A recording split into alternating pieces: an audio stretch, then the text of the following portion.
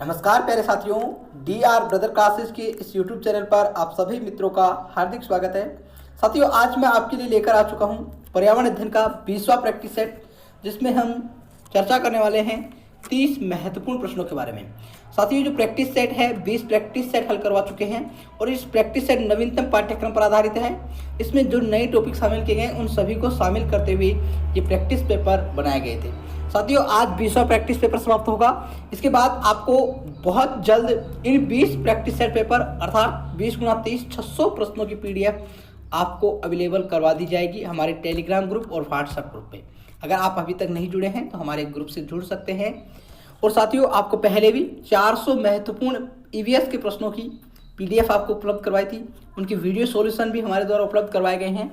आप सभी ने अगर हमारे पिछले प्रैक्टिस सेट नहीं देखे हैं तो आप सभी साथी इन प्रश्नों को जरूर देखिए। मेरे खुद के द्वारा 1000 प्रश्न इस प्रैक्टिस सेट के बाद पूरे हो चुके हैं। 1000 प्रश्न आपको मैं इस चैनल पर हल करवा चुका हूं।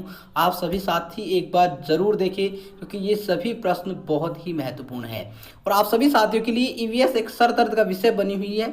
तो आपके लिए सोमवार से EVS के लिए महत्वपूर्ण रिवीजन सीरीज चलाई जाएगी, जिसमें आपको महत्वपूर्ण टॉपिक इकाई वाइज टॉपिक वाइज आपके लिए नोट्स के रूप में रिवाइज करवाए जाएंगे। तो आप सभी साथी हमारे चैनल से लगातार बने रहें और अगर आप हमारे चैनल पर नए हैं तो हमारे चैनल को सब्सक्राइब करें और साथ में बेल आइकन प्रेस करें, जिससे आगे आने वाली वीडियो की सूचनाएं आप सभी तक पहुंच सके। शुरुआत करते हैं साथियों आज के हमारे प्रश्न की। पहला प्रश्न आप सभी को स्क्रीन पर दिखाई दे रहा होगा। वह परिवार जिसमें व्यक्ति जन्म लेता है एवं पालन पोषण होता है कहलाता है? प्रजनन मूलक परिवार, समरक परिवार, जन्म मूलक परिवार, उपरोक्त में से कोई नहीं। तो साथियों, इसका जो राइट आंसर है ऑप्शन नंबर 3, जन्म मूलक परिवार। क्या होता है? वह परिवार जिसमें व्यक्ति जन्म लेता है एवं उसका पालन पोषण होता है जन्म मूलक परिवार कहलाता है। तो प्रजनन मूलक परिवार क्या होता है साथियों? ऐसा परिवार जिसमें व्यक्ति क्या करता है, विवाह के बाद अपने परिवार का निर्माण करता है संतानोत्पत्ति के द्वारा, तो वो प्रजनन मूलक परिवार कहलाता है साथियों। और समरक परिवार जिसमें एक ही रक्त के सदस्य रहते हो उसे समरक परिवार कहते हैं। और ऐसा जो परिवार है समरक परिवार, उसका उदाहरण है केरल की नायर जातियों में यह समरक परिवार पाया जाता है। तो हमारा राइट आंसर है इस ऑप्शन का ऑप्शन नंबर 3, जन्म मूलक परिवार। अगला प्रश्न है साथियों, टुंड्रा प्रदेश की एस्किमो जाति के पुरुषों द्वारा पहने जाने वाला वस्त्र है इग्लू, टुपिक, तिमियाक, अनोहा, कफ्तान। साथियों, यहाँ पर कप्तान नहीं है, इसको आप कफ्तान पढ़ें। कफ्तान मिसप्रिंट हुआ है, आप सभी साथी ध्यान रखें। साथियों, इसका जो राइट आंसर है वो है ऑप्शन नंबर 3, तिमियाक और अनोहाक। आप सभी साथी सोच रहे हो इग्लू और टुपिक क्यों नहीं बताए? साथियों, प्रश्न को बड़े गौर से पढ़िएगा। यहाँ पर वस्त्र पूछा है, आवास नहीं। और आवास इग्लू और टुपिक टुंड्रा प्रदेश के एस्किमो जाति के आवास है। इनके बारे में हम विस्तृत रूप से चर्चा करेंगे। सबसे पहले आपको तिमियाक और अनोहाक के बारे में जान लेना चाहिए। साथियों, तिमियाक जो अनोहाक है सील मछली की खाल के द्वारा बनाया जाने वाला वस्त्र है और अहोनाक तिमियाक के ऊपर पहने जाने वाला वस्त्र है। ये टुंड्रा प्रदेश की एस्किमो जाति के पुरुषों के वस्त्र है साथियों। इग्लू क्या होता है और टुपिक क्या होता है? साथियों, इग्लू जो होता है एस्किमो जाति जो होती है, एस्किमो जनजाति, उसका शीतकालीन आवास होता है इग्लू, जो कि किसके द्वारा बनाया जाता है? बर्फ के द्वारा बनाया जाता है। और अंदर से गर्म रखने के लिए इसके लिए सील मछली की खाल लगाई जाती है और चर्बी को जलाकर, सील मछली की जो चर्बी होती है उसको जलाकर रोशनी की जाती है साथियों। उसी प्रकार टुपिक जो है एस्किमो जनजाति का ये आवास है और ये ग्रीष्मकालीन आवास है। क्या है? ग्रीष्मकालीन आवास है। आप सभी साथी इस चीज को ध्यान रखिए साथियों। और ये जो बनाए जाते हैं टुपिक, वो ध्रुवीय भालू की खाल से बनाए जाते हैं। किससे? ध्रुवीय भालू की खाल से, जबकि इग्लू जो है बर्फ से बनाए जाते हैं। तो आप सभी साथी ध्यान रखिए, इग्लू और टुपिक तो आवास है और तिमियाक और अनोहाक जो है पुरुषों की वस्त्र है। चलते हैं अगले प्रश्न की ओर। अगला प्रश्न है, संयुक्त परिवार में परिवार के सदस्यों पर किसका नियंत्रण रहता है? पिता का, माता का, सबसे बड़े बेटे का, परिवार के मुखिया का? साथियों, जो संयुक्त परिवार होता है उसमें जो परिवार के सदस्यों पर नियंत्रण होता है वो परिवार के मुखिया का होता है। ऑप्शन नंबर 4 हमारा राइट आंसर है। अगला प्रश्न है साथियों, भारतीय संसद के कितने अंग हैं? 2, 3, 4, 1। आप सभी साथी जानते हैं भारतीय संसद के कुल 3 अंग बताए गए हैं। ऑप्शन नंबर 2 हमारा राइट आंसर है। राष्ट्रपति, राज्यसभा और लोकसभा। आप सभी साथी इस चीज को भली भांति जानते होंगे। अगला प्रश्न है साथियों, लोक देवता तेजाजी की मान्यता निम्नलिखित में से किस जनजाति में अधिक है? मीणा, सहरिया, डामोर, भील। आप सभी साथी जानते हैं लोक देवता तेजाजी की जो मान्यता है वो सहरिया जनजाति में अधिक है साथियों। ऑप्शन नंबर 2 हमारा राइट आंसर है। अब आप सभी साथियों को लोक देवता तेजाजी से बनने वाले कुछ महत्वपूर्ण प्रश्नों की सामान्य जानकारी रखनी चाहिए। तो लोक देवता तेजाजी का जो जन्म था वो कहाँ हुआ था? खड़नाल नागौर में इनका जन्म हुआ था। कहाँ हुआ था साथियों? खड़नाल नागौर में इनका जन्म हुआ था। और इनकी जो घोड़ी थी, इनका जो घोड़ी का नाम था, बार बार प्रश्न पूछा जाता है, उसका नाम लीलन था। आप सभी साथी से पूछा जा सकता है तेजाजी की घोड़ी का नाम क्या है? तो लीलन था साथियों। और इनका जो प्रतीक था, तेजाजी का जो प्रतीक है साथियों वो क्या है? तलवारधारी अश्वारोही, तलवार को धारण करते हुए अश्वारोही है साथियों। आप सभी साथी इस चीज़ को ध्यान रखें। और इनका जो मुख्य मंदिर है, जो मेला भरता है, पहले तो इसका जो मुख्य मंदिर था वो था सुरसुरा अजमेर में, किशनगढ़ के समीप था। लेकिन अब जो इसका पूजा स्थल प्रधान है, जो प्रधान पूजा स्थल अब वर्तमान में है वो पर्वतसर नागौर में है। ठीक है साथियों। और यहाँ जो मेला भरता है तेजाजी का मेला, वो भरता है भाद्रपद शुक्ल दशमी को तेजाजी का मेला भरता है। और ये आय की दृष्टि से राजस्थान का सबसे बड़ा पशु मेला माना जाता है। आपसे पूछा जा सकता है आय की दृष्टि से राजस्थान का सबसे बड़ा पशु मेला जो भरता है वो किस लोक देवता के समय भरता है? लोक देवता के मेले के समय भरता है तो तेजाजी के मेले के समय भाद्रपद शुक्ल दशमी को पर्वतसर नागौर में भरता है साथियों। ठीक है, अगले प्रश्न की ओर चलते हैं। अगला प्रश्न है, खेजड़ी का वृक्ष मेला कब भरता है? भाद्रपद कृष्ण दशमी, भाद्रपद शुक्ल दशमी, चैत्र शुक्ल दशमी, श्रावण शुक्ल दशमी। साथियों खेजड़ी का जो वृक्ष मेला है, साथियों खेजड़ी वृक्ष मेला, खेजड़ी का जो वृक्ष मेला है वो कब भरता है? खेजड़ी का जो वृक्ष मेला है वो भाद्रपद शुक्ल दशमी को भरता है साथियों। और आप सभी साथी ध्यान रखिए कि ये मेला भरता कहाँ है। तो आप सभी साथी ध्यान रखिए खेजड़ी गांव, खेजड़ी गांव में जोधपुर जिले में खेजड़ी गांव में, वहाँ पर ये मेला भरता है। अब आप सभी साथियों को जान लेना चाहिए कि ये जो इससे संबंधित घटना क्या है। साथियों सबसे पहले आपको यह जानना चाहिए कि भाद्रपद शुक्ल दशमी को और कौन कौन से त्यौहार आते हैं। तो भाद्रपद शुक्ल दशमी को एक होती है तेजा दशमी, जिसकी अभी हमने चर्चा की थी, और एक खेजड़ी वृक्ष का मेला, और एक और जो महत्वपूर्ण है वो बाबारी दशमी। क्या है? बाबारी दशमी, अर्थात रामदेव जी बाबा की पुण्यतिथि मनाई जाती है। साथियों खेजड़ी का जो वृक्ष मेला था 1730 ईस्वी में अभय सिंह नाम का राजा हुआ करता था, जिन्होंने मंत्री गिरधर लाल उनके मंत्री थे। उनको एक निर्णय दिया था कि दुर्ग में बनवाने के लिए उनको कुछ लकड़ी की आवश्यकता थी, तो वो जंगलों में पेड़ों को काटने के लिए गए थे। वहाँ पर अमृता देवी बिश्नोई ने पेड़ों को काटने से मना किया और वो पेड़ों से चिपक गई थी। पेड़ों की रक्षा करते हुए उसकी जान ले ली थी अभय सिंह के मंत्रियों ने, जिसके कारण से तब से ये चिपको आंदोलन हुआ। और इस चिपको आंदोलन नाम दिया गया क्योंकि वृक्षों से चिपक गए थे खेजड़ी गांव के लोग उन वृक्षों को बचाने के लिए। तो यहाँ पर जो चिपको आंदोलन में 363 लोग शहीद हुए थे साथियों। ठीक है साथियों, अगले प्रश्न की ओर चलते हैं। अगला प्रश्न है, राष्ट्रीय आयोग से संबंधित असत्य कथन है। राष्ट्रीय आयोग की स्थापना मार्च 2007 में की गई। इसकी स्थापना बाल अधिकारों के संरक्षण हेतु की गई। इसके अंतर्गत कुल 7 सदस्य होते हैं। 7 सदस्यों में कम से कम 50% महिलाओं का होना आवश्यक है।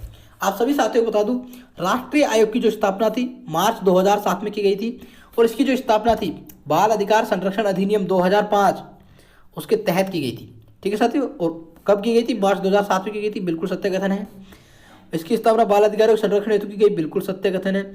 इसके अंतर्गत कुल 7 सदस्य होते हैं, और इन 7 सदस्यों में एक अध्यक्ष होता है और 6 सदस्य होते हैं, और इनमें से कम 50% महिलाओं का होना आवश्यक है। ये कथन बिल्कुल गलत है, क्योंकि यहाँ पर सिर्फ 2 महिलाओं का होना आवश्यक है। कंपल्सरी क्या है कि इन 7 सदस्यों में से 2 महिलाएं ही होना अनिवार्य है। तो ऑप्शन नंबर 7 हमारा 4 गलत है, तो हमारा राइट आंसर हो जाएगा ऑप्शन नंबर 4। चलते हैं अगले प्रश्न की ओर। अगला प्रश्न है, भारत में अब तक कितनी पशु गणना की जा चुकी है? हो चुकी है 10, 15, 20, 18। तो साथियों भारत में अब तक 20 पशुगणना हो चुकी है और अभी 20वीं पशुगणना हुई थी। और इस 20वीं पशुगणना की जो रिपोर्ट है वो कब जारी की गई, 2019 में जारी की गई है। और 20वीं पशुगणना की जो शुरुआत थी, प्रारंभ 2018 से हुई, इसकी रिपोर्ट कब आई, 2019 में। और इस रिपोर्ट के अनुसार राजस्थान में जो कुल पशुधन है वो कितने हैं साथियों, 568.01 लाख, या फिर हम यूँ कहें 5.68 करोड़, 5,68,00,000। आप सभी साथी इस चीज़ को ध्यान रखें। उसके बाद आपसे प्रश्न पूछा जा सकता है कि देश में जो कुल पशुधन है उसका राजस्थान में कितना पशुधन है। तो राजस्थान में 10.58% देश के कुल पशुधन का राजस्थान में पशुधन पाया जाता है साथियों। और महत्वपूर्ण प्रश्न इससे बनने वाले, कुल पशुधन में सबसे ज़्यादा पशुधन कौन से राज्य में पाए जाते हैं भारत में, तो यूपी में पाए जाते हैं। फर्स्ट पर यूपी है और सेकंड पर जो है हमारा राजस्थान है। आप सभी साथी इस चीज़ को ध्यान रखें। अब प्रश्न और पूछे जा सकते हैं कि जो पशुगणना की शुरुआत थी वो कब हुई थी, तो 1919-20 में सर्वप्रथम पशुगणना स्टार्ट हुई थी। और ये जो पशुगणना है वो प्रत्येक 5 वर्ष में की जाती है, ठीक है साथियों। जबकि हमारी जो जनसंख्या की जो जनगणना है वो प्रत्येक 10 वर्ष में की जाती है। तो आप सभी साथियों को इससे बनने वाले सामान्य प्रश्नों की जानकारी होनी चाहिए। चलते हैं अगले प्रश्न की ओर। अगला प्रश्न है, अफीम का वानस्पतिक नाम क्या है, Emblica officinalis, Papaver somniferum, Rauvolfia serpentina, Cinchona species. साथियों अफीम का जो वानस्पतिक नाम है पेपेवर सोमनिफेरम है। आप सभी साथियों को जानकारी के लिए ध्यान रखिएगा, अफीम का जो पादप कुल है वो पेपेवरेसी का है। किसका है, पेपेवरेसी का है। अफीम को काला सोना भी कहते हैं। क्या कहते हैं साथियों, काला सोना भी कहते हैं, ठीक है साथियों। अगले प्रश्न की ओर चलते हैं। अगला प्रश्न है, किस शैली का प्रमुख रंग सुनहरा है, देवगढ़, किशनगढ़ शैली, बूंदी शैली, बीकानेर शैली। तो साथियों बूंदी शैली का जो रंग है वो सुनहरा है। ऑप्शन नंबर 3 हमारा राइट आंसर है। अगले प्रश्न की ओर चलते हैं। अगला प्रश्न है, ब्रज महोत्सव मनाया जाता है बारां में, बूंदी में, कोटा में, भरतपुर में। साथियों ब्रज महोत्सव जो है वो मनाया जाता है भरतपुर में। ऑप्शन नंबर 4 हमारा राइट आंसर है। अगला प्रश्न है, 1973 में भारत सरकार द्वारा राजस्थानी चित्र शैली के किस चित्र पर स्मरणीय डाक टिकट जारी किया गया, बारामासा, पिछवाई, बनी ठनी, राग रागनी। आप सभी साथी जानते हैं कि बनी ठनी चित्र शैली पर स्मरणीय डाक टिकट जारी किया गया था, जो 1973 में जारी किया गया था। और इस बनी ठनी के जो चित्रकार थे वो कौन थे, आपसे प्रश्न पूछा जा सकता है। सबसे चर्चित है ये चित्रकला में विषय। तो बनी ठनी का जो चित्रकार था वो मोरध्वज निहाल चंद थे। कौन थे साथियों, मोरध्वज निहाल चंद थे। और इस बनी ठनी की जो चित्रकला है उसको राजस्थान की मोनालिसा भी कहा जाता है। आप सभी साथी इस चीज़ को ध्यान रखें। चलते हैं अगले प्रश्न की ओर। अगला प्रश्न है, चित्तौड़ के दुर्ग का आधुनिक निर्माता किसे कहते हैं, महाराणा मोकल, महाराणा उदय सिंह, महाराणा कुंभा, महाराणा सांगा। साथियों चित्तौड़ के दुर्ग का जो आधुनिक निर्माता है वो हम महाराणा कुंभा को कहते हैं। ऑप्शन नंबर 3 हमारा राइट आंसर हो जाएगा। अगले प्रश्न की ओर चलते हैं। राजस्थान के किस जिले में वन विभाग द्वारा वन्य जीव संरक्षण के लिए प्रोजेक्ट पैंथर योजना शुरू की गई है, उदयपुर, जोधपुर, सिरोही, पाली। साथियों प्रोजेक्ट पैंथर योजना राजस्थान में जो शुरू की गई थी वो पाली जिले में शुरू की गई है। ऑप्शन नंबर 4 हमारा राइट आंसर हो जाएगा। अगले प्रश्न की ओर चलते हैं साथियों। आयन मंडल के बारे में क्या सत्य नहीं है, यह रेडियो तरंगों को परावर्तित करता है, यहाँ गैसें आयनिक रूप में होती है, यह वातावरण की ठंडी परत है, यह मध्य मंडल और ताप मंडल के मध्य अध्यारोपित होता है। आप सभी साथी इसका आंसर कमेंट करें। साथ ही इसका जो आंसर है ऑप्शन नंबर 3 सत्य नहीं है, वातावरण की ठंडी परत नहीं है साथियों। वातावरण की जो सबसे ठंडी परत होती है उसको हम मध्य मंडल या फिर ओजोन मंडल कहते हैं। क्या कहते हैं साथियों, मध्य मंडल या फिर ओजोन मंडल कहते हैं। आप सभी साथी जानते हैं हमारे वायुमंडल की 5 प्रकार की परतें पाई जाती हैं, जिनके नाम आप सभी साथी नोट कर सकते हैं। क्षोभ मंडल, समताप मंडल, मध्य मंडल या ओजोन मंडल, आयन मंडल और बहिर्मंडल। ये मैंने आपको जो बताई पृथ्वी से ऊपर की ओर क्रम में है। क्षोभ मंडल वायुमंडल का सबसे निचला स्तर है और मौसम जो परिवर्तन होते हैं वो क्षोभ मंडल में होते हैं। जबकि आयन मंडल के बारे में तीनों कथन बिल्कुल सत्य है साथियों।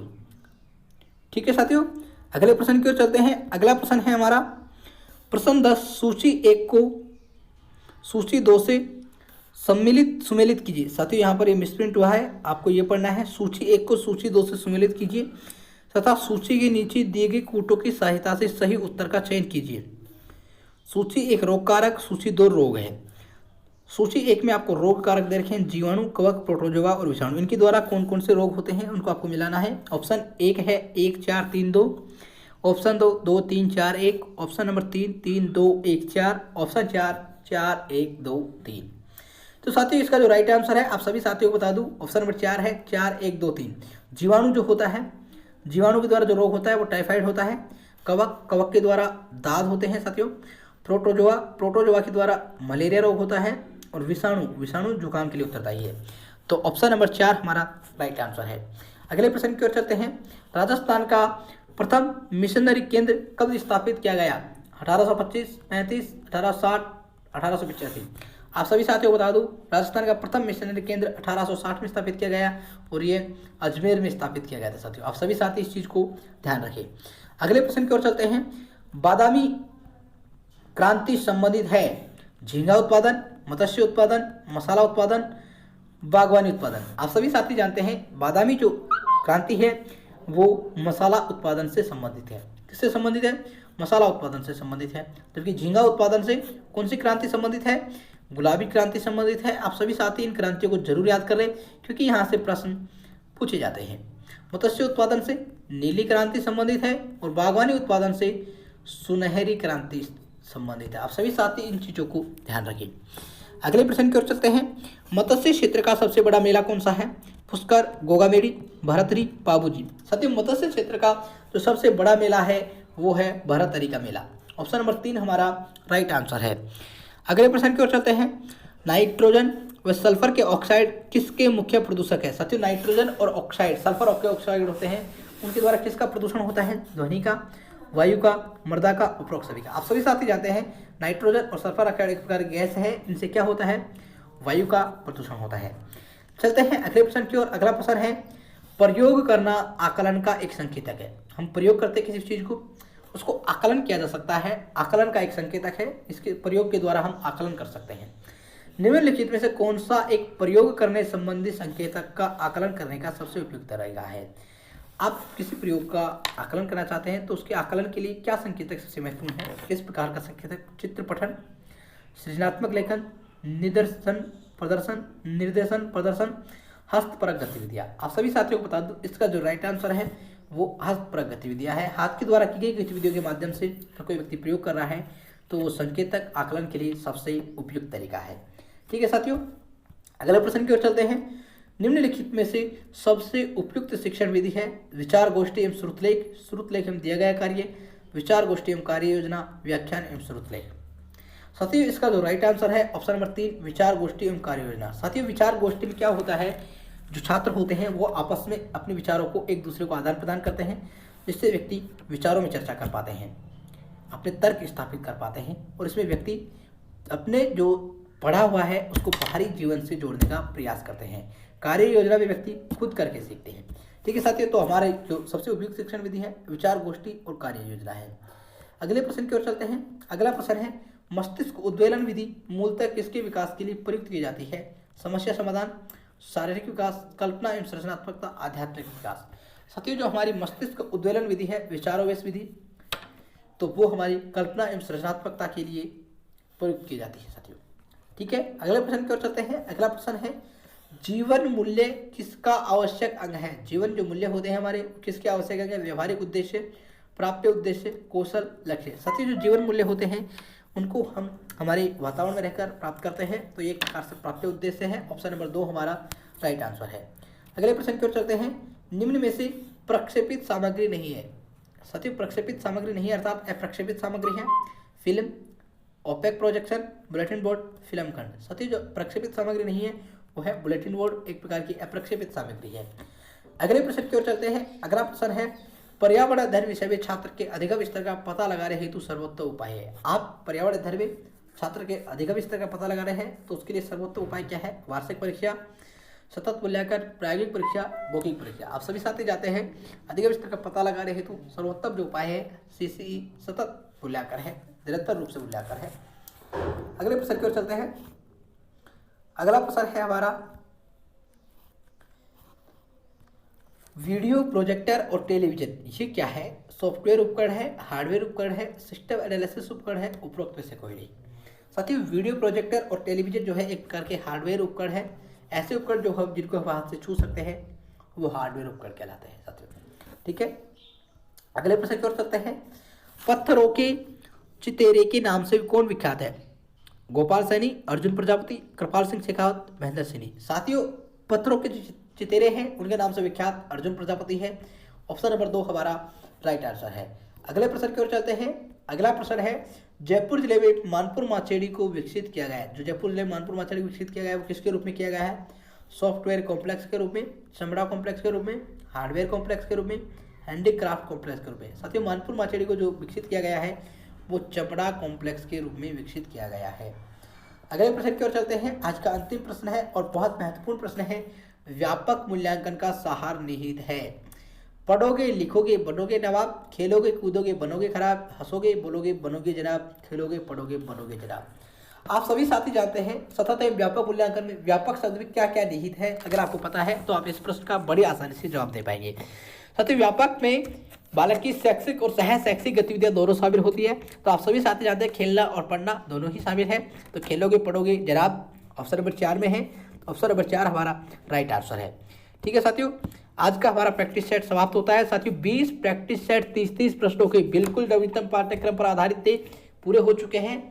अब मैं आपके लिए EVS की कुछ महत्वपूर्ण टॉपिकों के रिवीजन के लिए शानदार कक्षाएं लेकर आने वाला हूं। आप सभी साथी बस लगातार बने रहे। और अगर आपने हमारे पिछले प्रैक्टिस सेट नहीं देखे हैं तो प्लेलिस्ट में जाकर जरूर देखिए, क्योंकि एग्जाम के लिए बहुत उपयोगी साबित होने वाले हैं।